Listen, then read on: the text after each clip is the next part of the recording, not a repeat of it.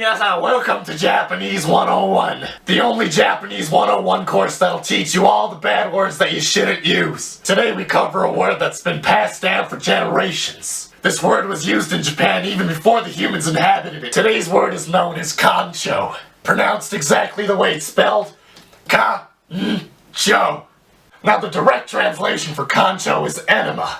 Now Kanço is the act of sticking your index fingers and your middle fingers together up another person's ass at an unbelievable speed. And I'm not talking about a playful jab, I'm talking about never being able to shit again. Now the formation of the Kanço is simple. You're basically making finger guns with your index and your middle finger.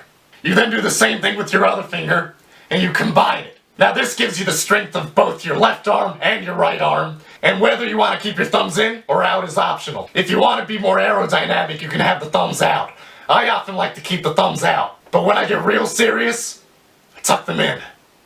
Once you have the formation prepared, you look for someone that's either bent over or squatting. Though it is yet to be confirmed, some kid with freckles in 7th grade told me that the direct translation in English is referred to as the shit needle. Now when you're performing the act of the Kanço, you really don't want to miss. Because if you miss, one, you're probably going to get the shit kicked out of you because the result of the Kanço is the person should be on the ground, moaning in pain, for at least a couple hours. Now it took me years to perfect the Kanço, and I failed many times. But after years of practice, I have become quite a master. I've perfected the speed, velocity, and the volume for how you're supposed to do it. If you want to get really good at it, I suggest you practice on a bag of flour.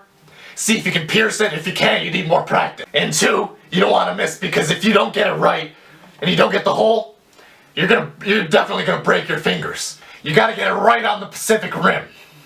If you don't get it, you're gonna break your fingers. I'm not kidding. Now, I'm not even kidding. This is actually a commonly used term. It's a very popular defense mechanism used by kids starting in elementary school all the way up to high school. I've even seen people use it in the workplace. If you're bending over a table in Japan, you better watch out, because those fingers will come flying at you. Now, there are different variations of this word and different ways you could use it.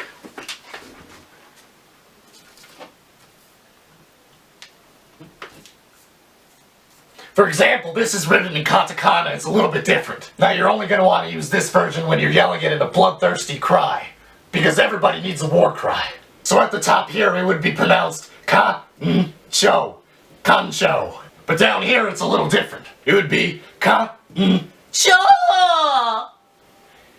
You see? Kanço. You see that? That's the cha. So all together now you would say, Kanço! When you're sticking it up really fast. So there you have it, folks. A real Japanese education. Now don't be shy, and you can come back and learn some more words. I'll be here. またな。